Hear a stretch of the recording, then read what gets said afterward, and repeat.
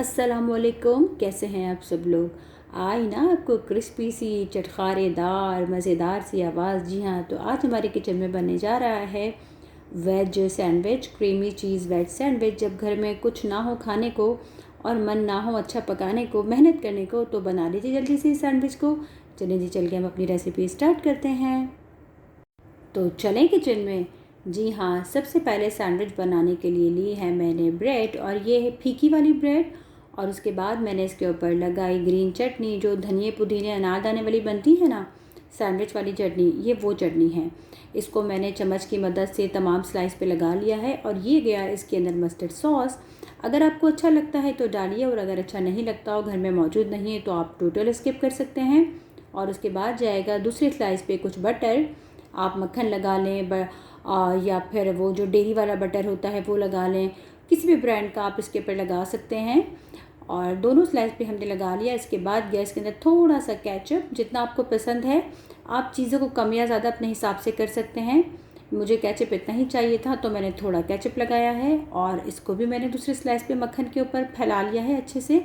और उसके बाद जाएगा इसके अंदर कांदा, जिसको प्याज कहा जाता है। अच्छा, प्याज को आपने इसी स्टाइल में काटना है, बिल्कुल बारीक, जैसे हम सालन में काटते हैं ना वैसे। आपने गोल रिंग वाला मत काटिएगा, वरना वो होता क्या है, बाद में जो है फ्राई पैन में जब हम इसको करेंगे बेक तो वो निकल जाती है। और उसके बाद गैस के अंदर कुछ चाट मसाला मज़ेदार सा, जितना आपको चाहिए। मैं ज़रा काफ़ी चटपटा बना रही हूँ तो मैंने ज़्यादा यूज़ किया है। और उसके बाद जाएगा इसके अंदर टमाटर को आपने बारीक स्लाइस कर लेना है, बिल्कुल राउंड शेप में। अगर आप नहीं खाते, आपको नहीं पसंद, तो आप स्किप भी कर सकते हैं। अच्छा जी, देखें ये टमाटर भी इसके अंदर चला गया हुआ है। मैंने एक ब्रेड पे 3-3 स्लाइस रखे हैं।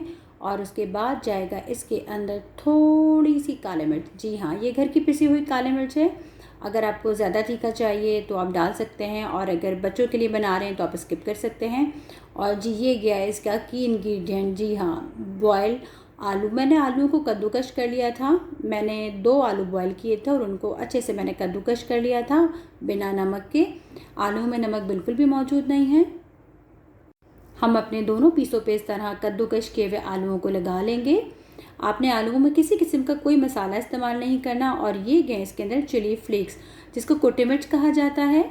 दोनों पे आप अपनी मर्ज़ी के हिसाब से स्प्रिंकल कर लीजिए जितना आपको चाहिए। और उसके बाद जाएगा इसके अंदर, जी हाँ, चीज़। मैं यूज़ कर रही हूँ मोज़रेला चीज़ का। आप चाहे तो चेडर चीज़ भी यूज़ कर सकते हैं, पिज़्ज़ा चीज़ यूज़ कर सकते हैं। कुछ नहीं हो तो वो जो चीज़ स्लाइस होते हैं ना, वो भी यूज़ कर सकते हैं। और जी भर के आपने इसके अंदर चीज़ डालनी है। चीज़ में बिल्कुल कंजूसी नहीं, क्योंकि ये वो सैंडविच हैं जो स्ट्रीट स्टाइल मिलते हैं ना। अगर किसी ने कहीं बाहर ट्रैवल किया हो तो एशिया की काफ़ी कंट्रीज़ में ये खाए जाते हैं। तो आप इसे घर में बना के आप दूसरी कंट्रीज़ का मज़ा ले सकते हैं। और ये देखिए मैंने भर के इसके अंदर डाल दी है खूब सारी चीज़। आप भी चीज़ में बिल्कुल कंजूसी मत कीजिएगा। और ये गई इसके अंदर शिमला मिर्च। शिमला मिर्च को भी मैंने राउंड कट कर लिया है। इसके जो सीड्स हैं वो मैं बिल्कुल निकाल दी हैं। आप भी फेंक दीजिएगा उन सीड्स को। और अगर शिमला मिर्च अच्छी नहीं लगती तो आप स्किप कर सकते हैं। मैंने 2 शिमला मिर्च के स्लाइसेस के अंदर रख दिए हैं, बारीक कट किए हुए। और उसके बाद मैंने डाला इसके अंदर थोड़ा सा नमक मैंने स्प्रिंकल कर दिया है, क्योंकि चाट मसाला में भी नमक होता है, चटनी में भी नमक था। अच्छा जी, देखें सब चीज़ें चली गई हैं ना हमारे सैंडविच के अंदर, वेज सैंडविच के अंदर, चीज़ वेज सैंडविच के अंदर। मैंने दूसरे वाले स्लाइस को इसके ऊपर भी रख दिया है। और अब हम चलते हैं अपने दूसरे प्रोसीजर की तरफ। और लेकिन हाँ, उससे पहले आपने बटर को लगाना बिल्कुल नहीं भूलना। खूब सारा मक्खन लगा लीजिएगा, ताकि घर वाले भी आपको खूब सारा प्यार और दाद दें कि वाह भाई, आज तो ज़बरदस्त सा आपने खिला दिया है वेजिटेबल सैंडविच। और मैंने लिया है ये ग्रिल पैन। आप चाहें तो आयरन का तवा भी ले सकते हैं। इसका वैसे मज़ा जो होता है ना, वो ग्रिल पैन पे या फिर आयरन के तवे पे होता है। मैंने उस पर खूब सारा बटर लगाया, और हल्की आंच पे, बहुत ज़्यादा हाई हीट पे नहीं, हल्की आंच पे मैंने इसको रख दिया है। और मैं इसको ढकना दे दूँगी तकरीबन 2 मिनट के लिए।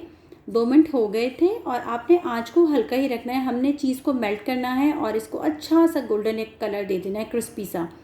और देखें जी, माशाल्लाह माशाल्लाह ज़बरदस्त सा ये सैंडविच हो गया है, बिल्कुल गोल्डन।